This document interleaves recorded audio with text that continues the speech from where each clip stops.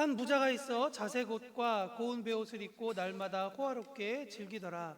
그런데 나사로라 이름하는 한 거지가 헌데투성이로 그의 대문 앞에 버려진 채 그 부자의 상에서 떨어지는 곳으로 배불리려 하며 심지어 개들이 와서 그 헌대를 핥더라.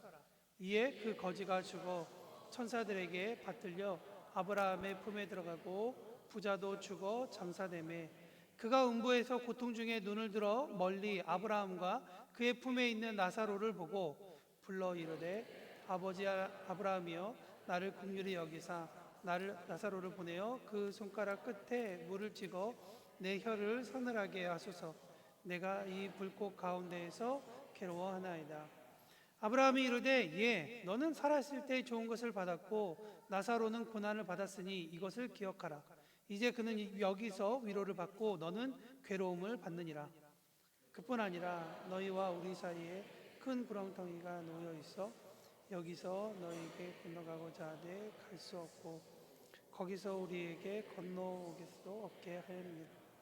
이르되 그러면 아버지여 구하오니 나사로를 내 아버지의 집에 보내소서.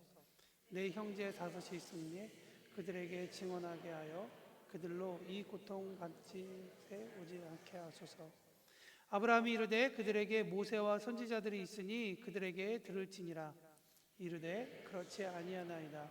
아버지 아브라함이여 만일 죽은 자에게서 그들에게 가는 자가 있으면 회개하리이다. 다 같이 있습니다. 이르되 모세와 선지자들에게 듣지 아니하면 비록 죽은 자 가운데서 살아나는 자가 있을지라도 권함을 받지 아니하리라 하였다 하시니라. 아멘.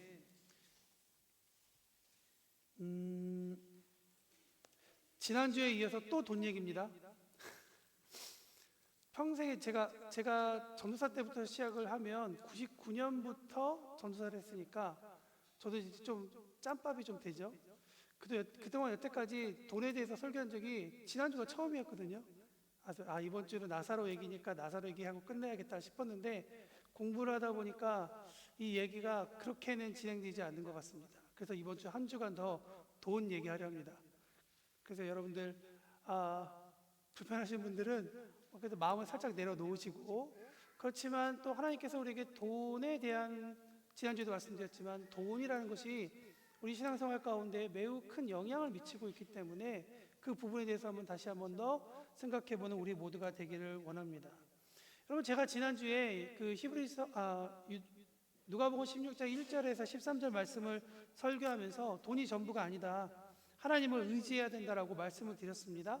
그리고 돈, 즉 우리를 부유케 하는 모든 것들은 달란트를 포함하여서 우리에게 맡겨진 것이지 우리가 원하여서 우리가 택하여 가지고 태어난 것이 아니다라고 말씀을 드렸습니다. 기억하시죠?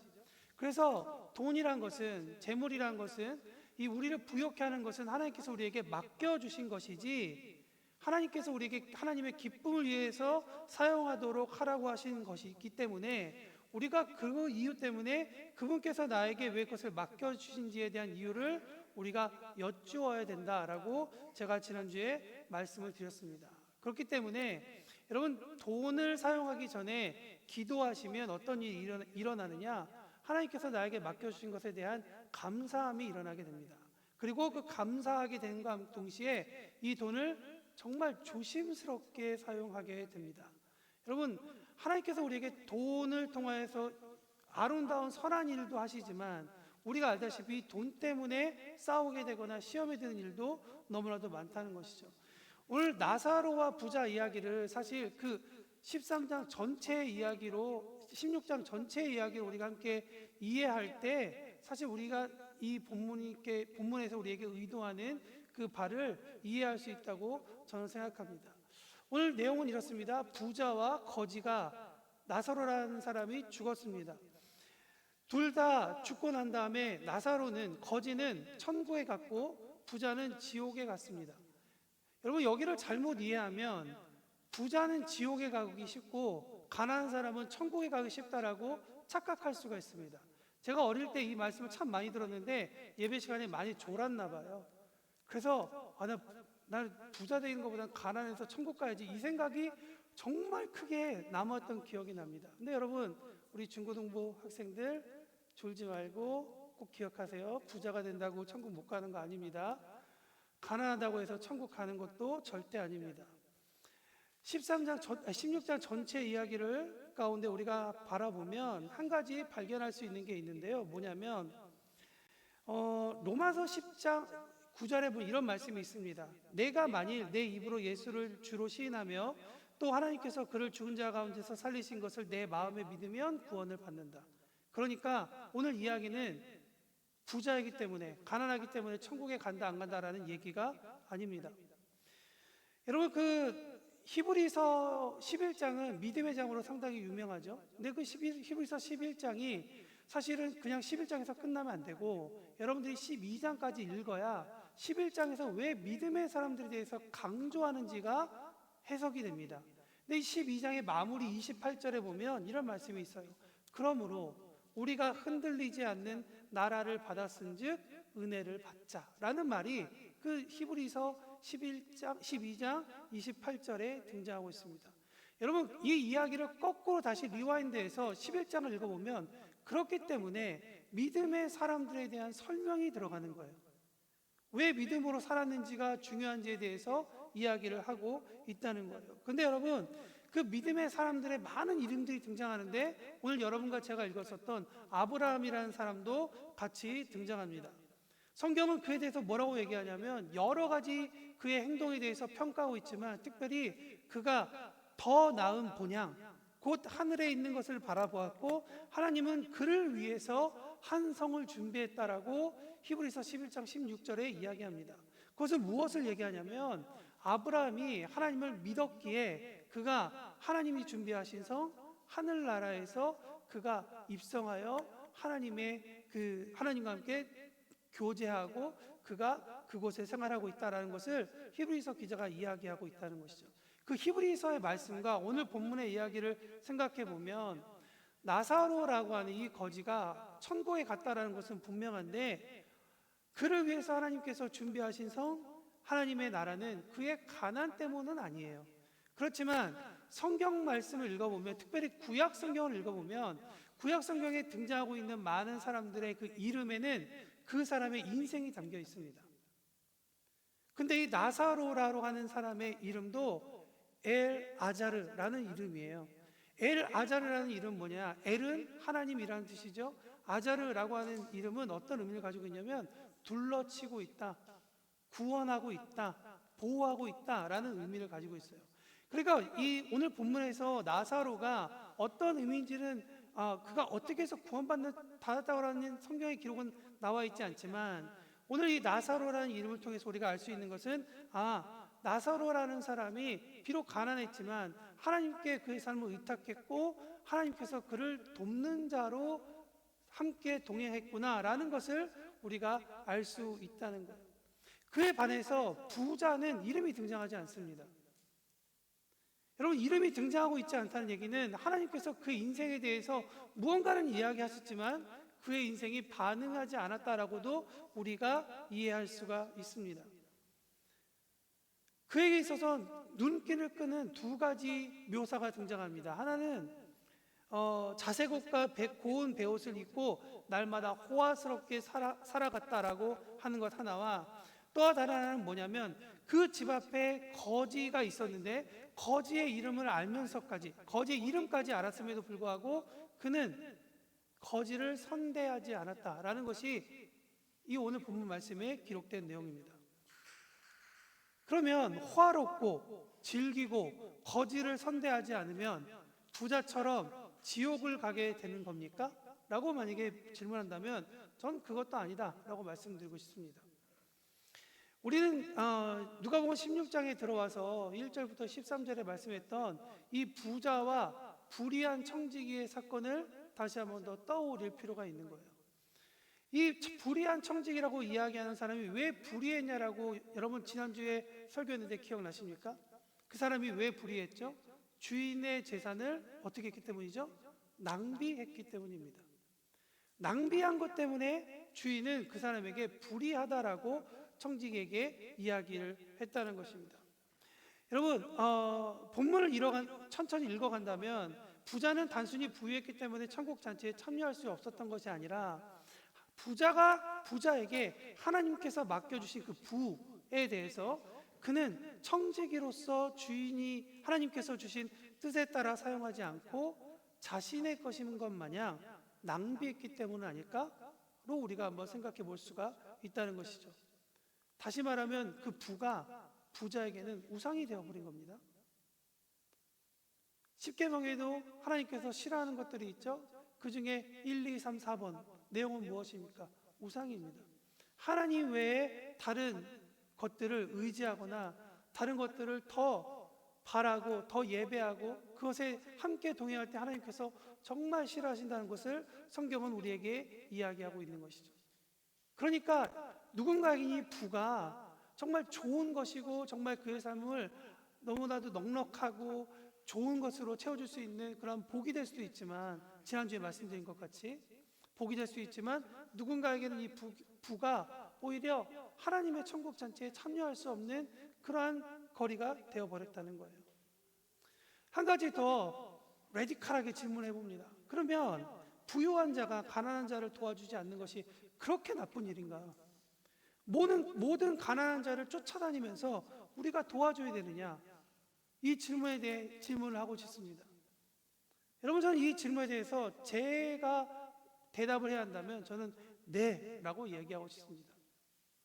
할 수만 있는 대로 우리는 그렇게 해야 할 것 같습니다. 단 선행을 쌓기 위해서 우리가 그 일을 해야 한다는 것은 아닙니다. 제가 말씀드리고 싶은 것은 무엇이냐면 우리 모두가 하나님의 형상을 가진 똑같은 인간으로서 인간적인 존중의 표시이고, 또 다른 하나는 내가 혹시 나의 부를 통해 나의 부유함을 통해 달란트를 통해 그 사람을 도와줬을 때 그가 하나님을 만날 수 있는 연결고리가 되지 않을까라고 하는 기대감이라는 것입니다.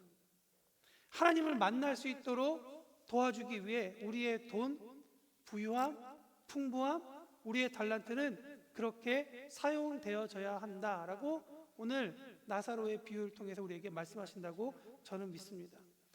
이것은 내가 돈을 많이 벌어서 사람을 돕겠다라고 하는 방향이 아닙니다.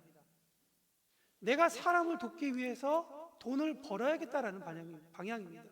이 방향은 똑같이 부를 누리지만 전혀 다른 삶을 가지고 있는 것이죠. 돈을 향한 목적과 방향이 완전히 다른 것임을 우리에게 이야기하고 있는 것입니다.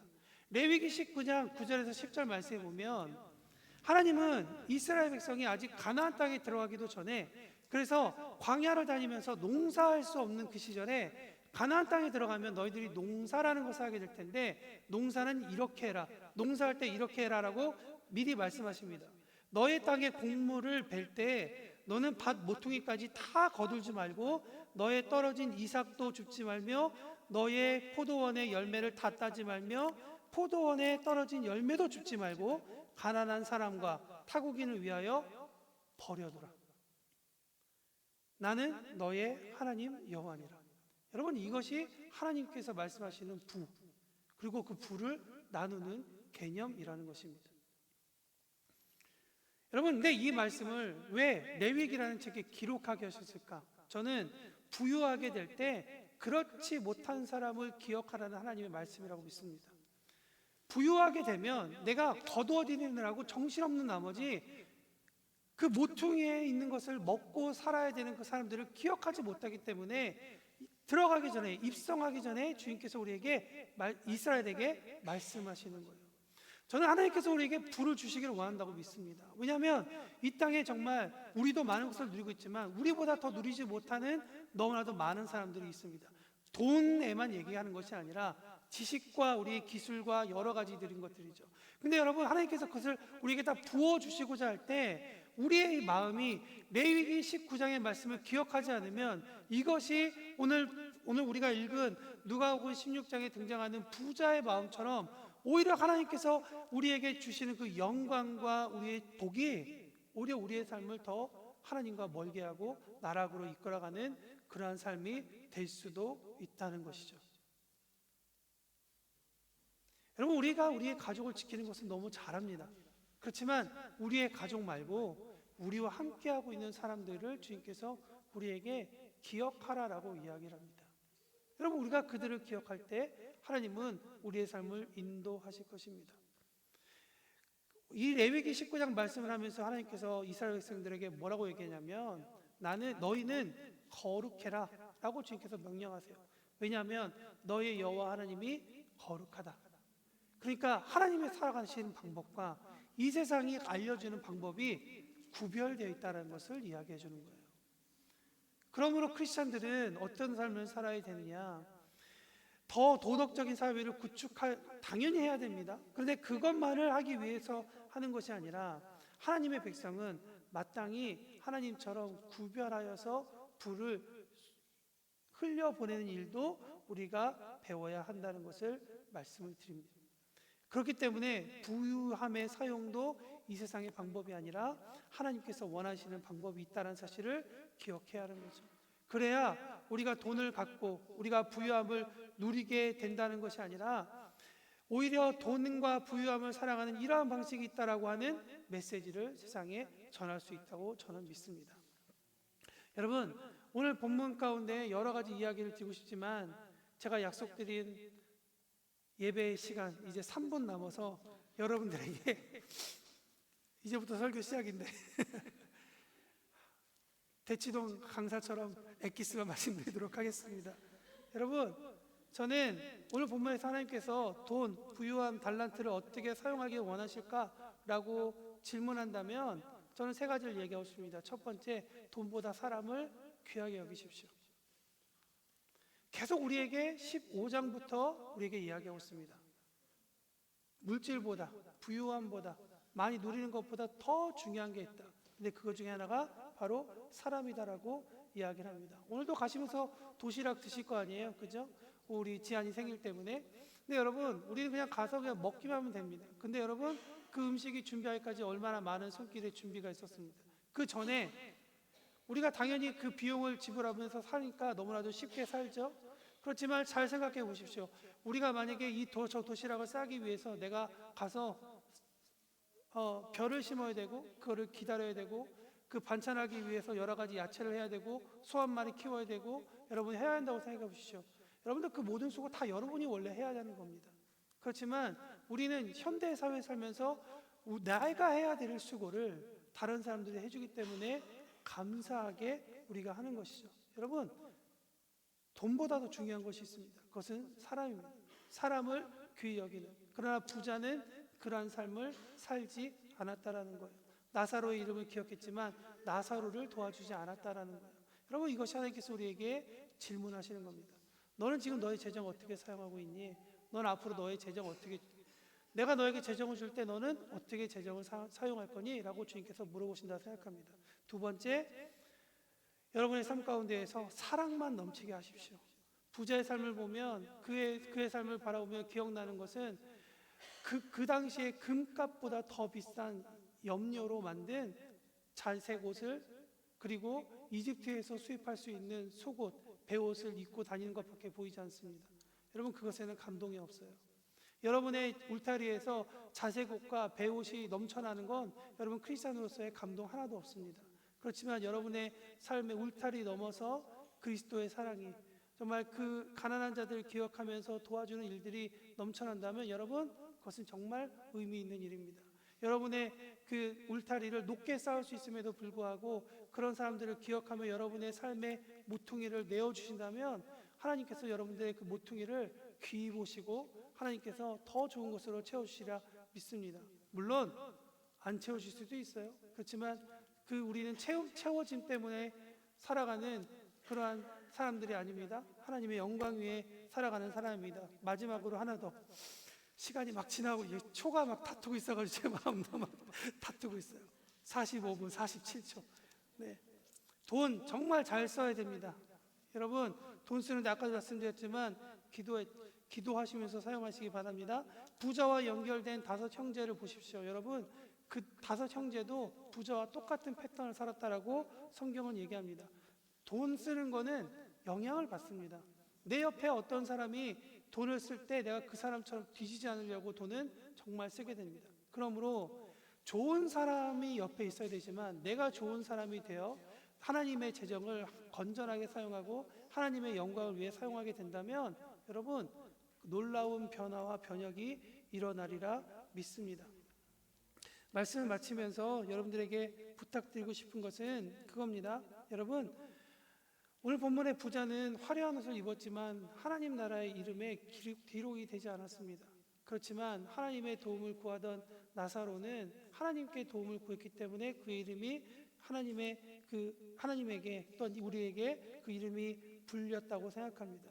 돈을 쌓아두고 나만을 위해서 쓰는 순간 세상에서는 부자라 불릴지언정 천국에서는 그 이름이 없다는 것을 기억하시기 바랍니다. 하나님의 뜻대로 흘려보낼 때 또 다른 나사로들이 일어나리라 믿습니다. 그러므로 우리의 밭 모퉁이를 기쁘게 하나님께 내어드리십시오. 내어드리시고 하나님께서 그것을 보고 어떻게 일하시는지를 한번 보시며 신앙의 맛을 느끼는 저와 여러분이 되시기를 예수님의 이름으로 축원합니다. 기도하시겠습니다.